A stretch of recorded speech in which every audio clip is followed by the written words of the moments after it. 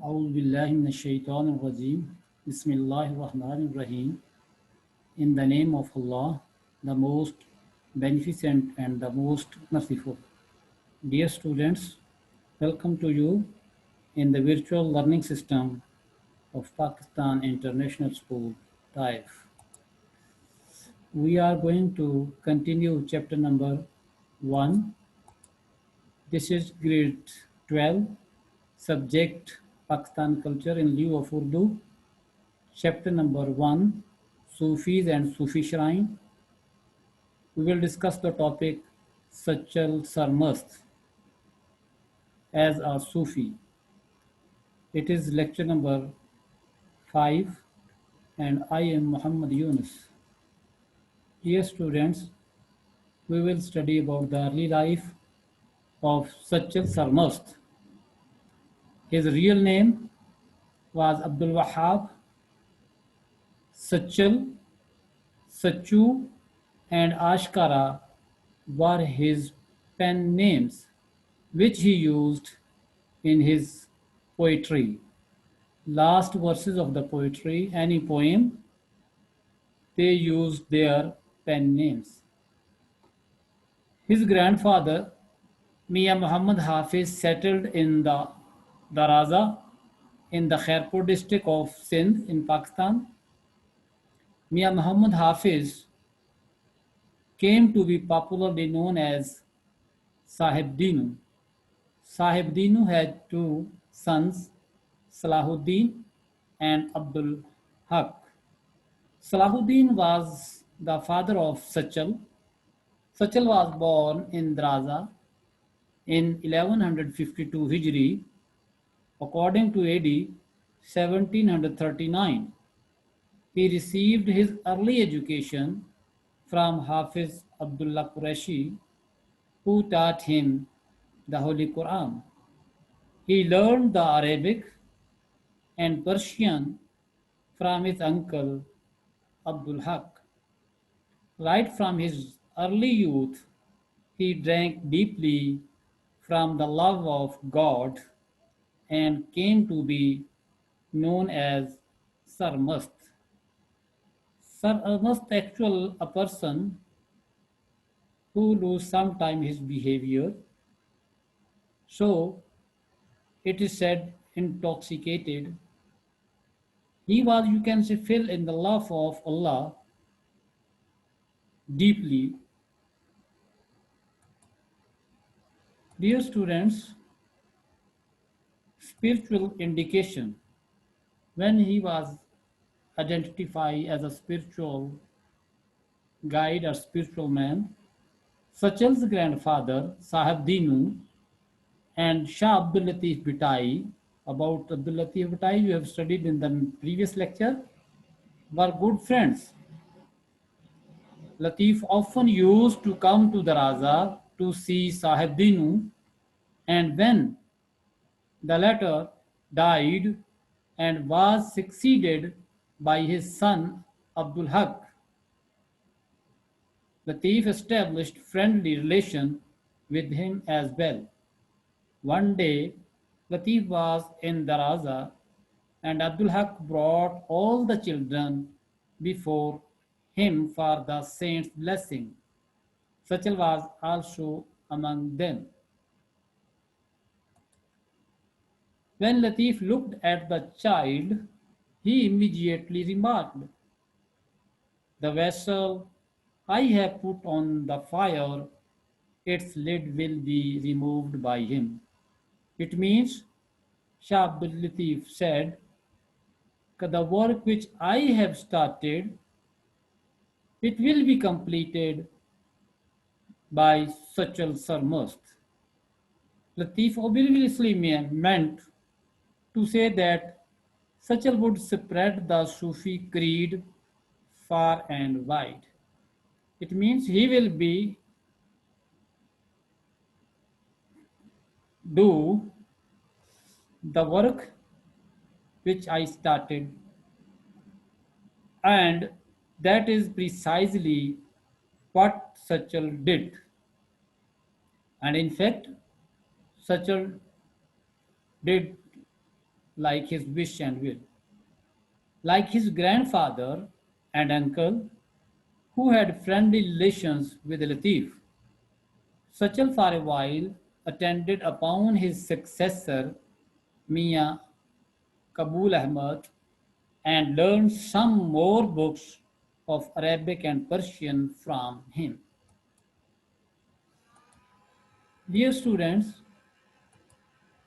his practical life, he was a handsome man with long hair. He was very fond of wandering alone in the forest. Simple barley was his diet for a long time.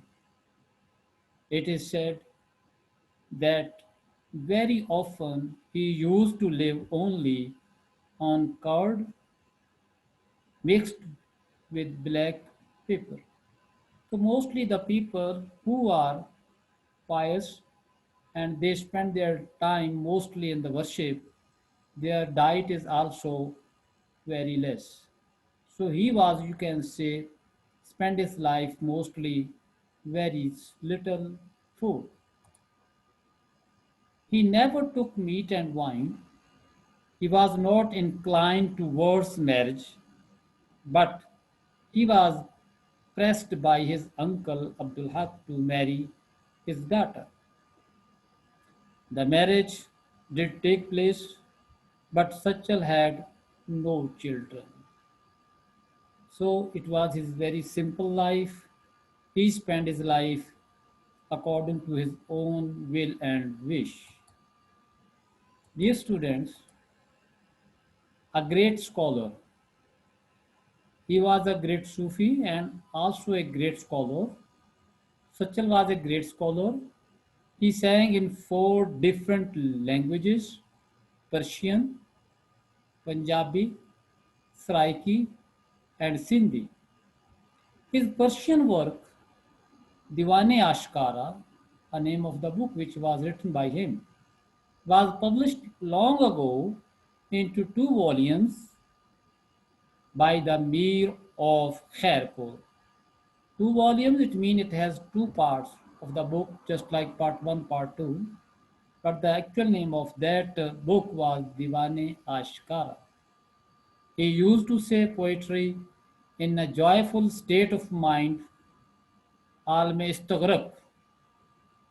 And when a person is doing or the writing something, his situation of the mind is the different than other, which his followers noted down. He was very often unaware of what he had said. It is common that when he is ready to write something, the different thoughts comes in his mind, and maybe after that time he cannot remember them. So when his own verses were read to him when he was normal, he would say, "How would I know? Maybe I said this." And he did not make know what I said when he was writing something. The verses went on increasing and were compiled and presented him by his disciples in the form of diwan, a collection, a collection of poems that's known as diwan. Sachal threw it in the fire with the remarks, "Whatever I say in an unconscious state of mind cannot be taken for an argument in case of religion." Okay, when he was saying something in his unconscious state, then those things are not cannot be used for in any argument in the religion. These verses were 9,66,006. And he did too much work in the field of literature also, so he was known as a great scholar. Dear students, lover of music and great singer. He also loves too much to the music. Sachal was a great lover of music and also a great singer.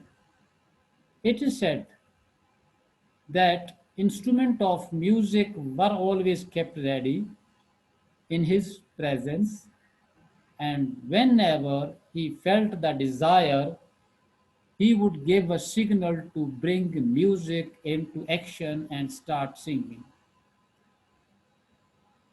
His song not like today's, but his poetry also moves around the mysticism and Sufism. The cumulative effect of music and his own songs, of which only he understood the deeper meaning, often threw him in such wild emotional condition that his hair would stand erect. It was very difficult to understand his poetry. Maybe very less people understand deeply what he was saying, but when he himself was understanding, he became also the emotional and very, you can say, the furious. Dear students, Ali Murad, the heir apparent. The next one, the successor, you can say, he was the Ali Murad according to the order of his birth.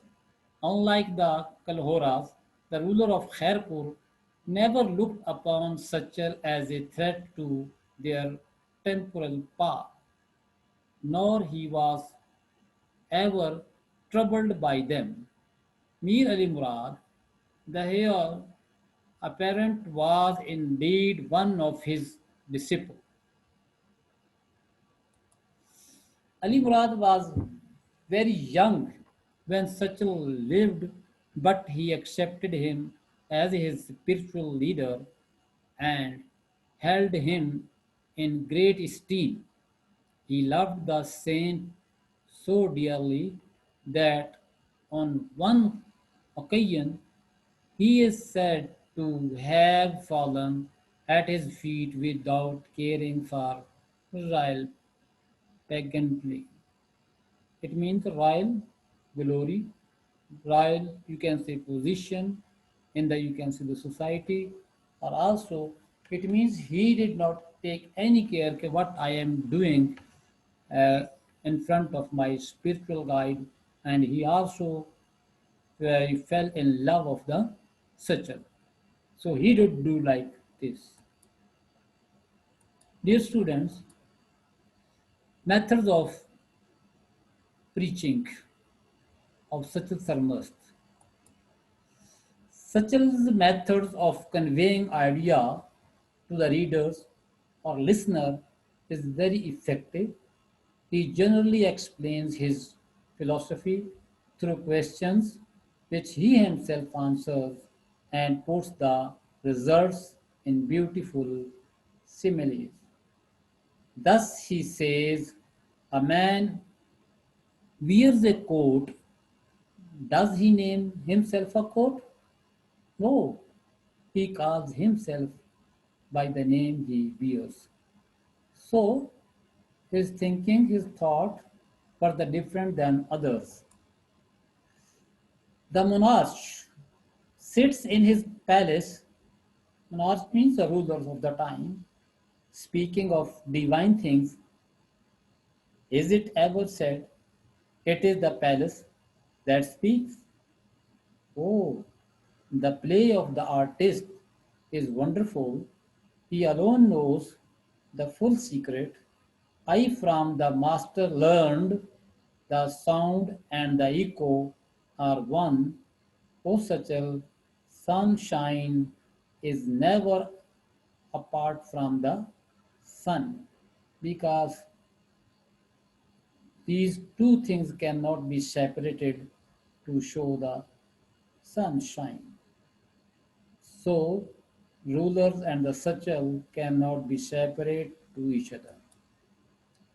Dear students, death and shrine of Sachal.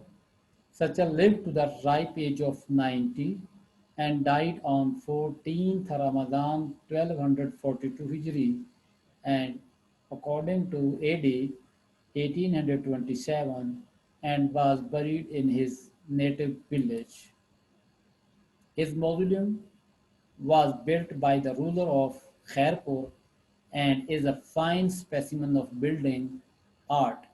It is about the only solid building in the neighborhood and can be seen from a distance.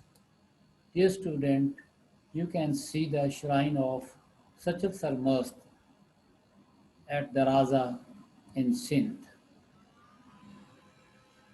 This is a you can see very historical building, and according to the archaeology, it is also very complicated building of his shrine.